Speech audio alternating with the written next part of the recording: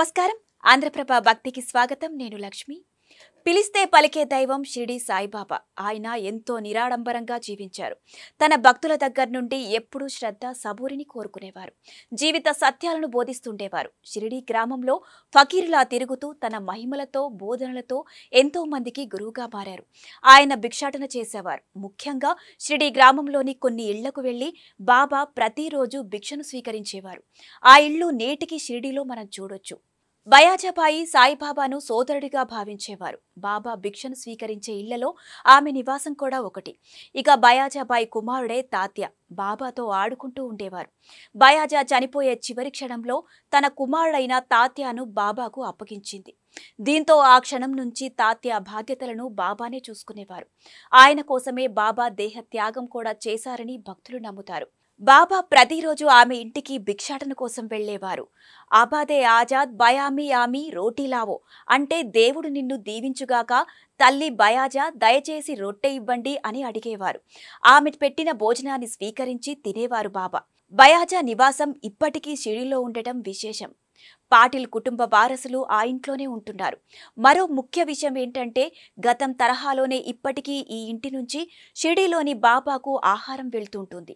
ఎందుకంటే బాబా ఎక్కడున్నా బయాజా ప్రతిరోజు వెతుక్కుంటూ వెళ్లి మరీ భోజనం పెట్టేవారట. అడవి ప్రాంతంలో సుమారు 3 మైళ్లు నడుచుకుంటూ వెళ్లేవారట. రొట్టె, ఉప్పుతో ఉన్నటువంటి చనపప్పు, ఉల్లిపాయ వంటి పదార్థాలను ఓ బుట్టలో పెట్టుకుని వెళ్లి బాబాకు పెట్టేవారు.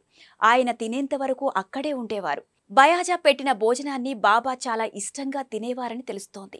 బయాజా ఇంటికి అతి కొద్ది దూరంలోనే మరో ఇల్లు కూడా ఉంది. భిక్షాటన చేసి స్వీకరించిన భోజనాన్ని బాబా ఆ ఇంట్లో కూర్చొని తినేవారని చెబుతుంటారు.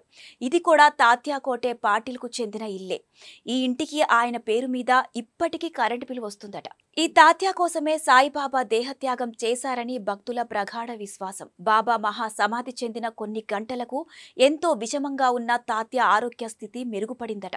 అంతేకాదు ఆ తర్వాత 1-2 రోజుల్లోనే ఆయన పూర్తిగా కోలుకున్నారు.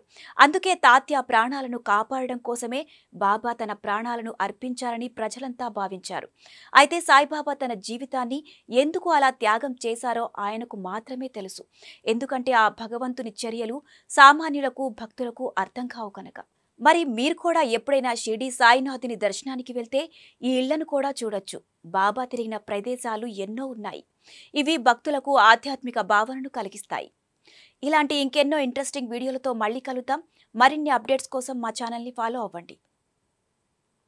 ఇన్ని టేకులు నేను లచ్చి సారీ అబ్బా.